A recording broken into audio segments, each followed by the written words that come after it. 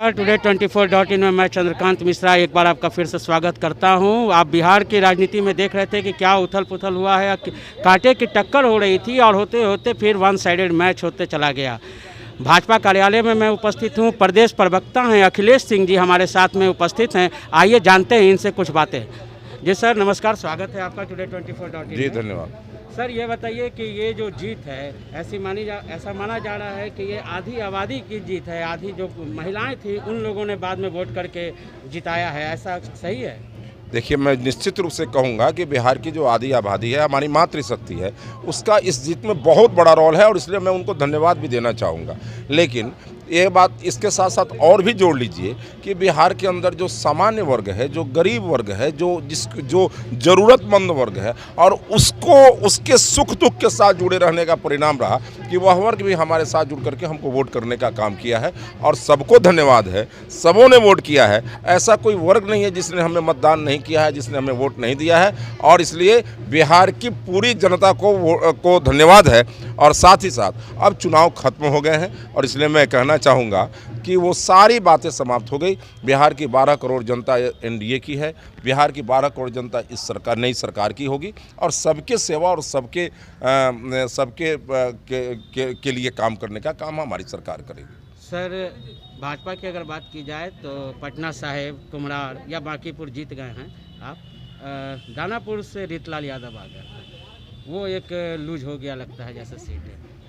जनता ने जो आदेश दिया है उसको तो हमको स्वीकार करना ही पड़ेगा। लेकिन ये बात ज़रूर है कि मैं आशा करता हूँ कि उनका पहले से जो ट्रैक रिकॉर्ड रहा है और उससे इतर जा कर के जनता की सेवा होगी वहाँ पर और लोगों के सुख दुख के साथ। लेकिन हाँ, ये ज़रूर है कि आशा जी कई वर्षों से लगातार सबकी सेवा कर रही थी, पता न क्या हुआ, क्यों चुनाव हार गई, इसकी समीक्षा भी होनी चाहिए और आगे फिर वहाँ हम चुनाव जीते इसका प्रयास भी होना चाहिए। विपक्ष में तेजस्वी जी ने जो कहा था कि नौकरी देंगे, क्या ऐसा नहीं लगता ये उल्टी बानी उन्हीं पे चल? हाँ बिल्कुल, देखिए उन्होंने कहा कि सरकारी नौकरी देंगे।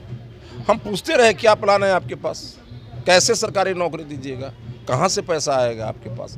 बजट 2 लाख करोड़ रुपया का है, ये सबको सरकारी नौकरी दे दीजिएगा तो तब तो सभी को ये पैसा उसी में समाप्त हो जाएगा। ये कुछ बता नहीं सके, जनता को लगा कि ये झूठ बोल रहे हैं। और एक पहले का भी एक मामला है, जैसे राहुल गांधी जी ने कहा था लोकसभा चुनाव में, जनता उन पर भी भरोसा नहीं की। हम जो कह रहे थे उस पर भरोसा था, इसलिए कि हमने 19 लाख रोजगार देने की बात कही थी, सरकारी नौकरी देने की बात नहीं कही थी और इसलिए जनता ने हमारी बात पर भरोसा किया। आरजेडी का भय अभी भी लोगों में है क्या? बिल्कुल है। आप एक बार जा कर के देखिए कि जो ये चैनल्स जो दो दिनों तक भ्रम फैलाए, और मैं उनको भी आपके चैनल के माध्यम से संदेश देना चाहूँगा कि कुछ भी कहने और करने के पहले एक बार ठीक से विचार करना चाहिए।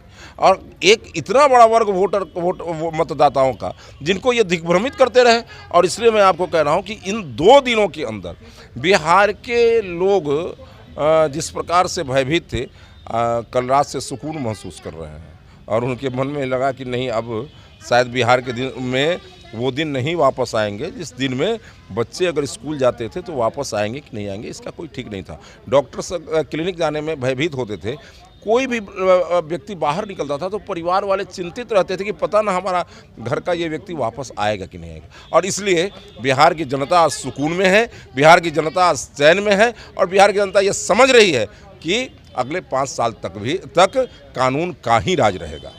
सर बात करने के लिए बहुत बहुत धन्यवाद। चलिए, बहुत धन्यवाद आपको भी।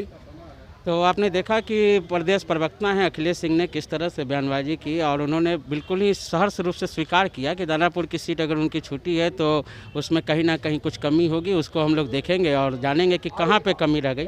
तो आप अपने तमाम सवालों के जवाब, आपके सवालों के जवाब की जीत के साथ मैं Chandrakant Mishra, today 24.in। Thank you.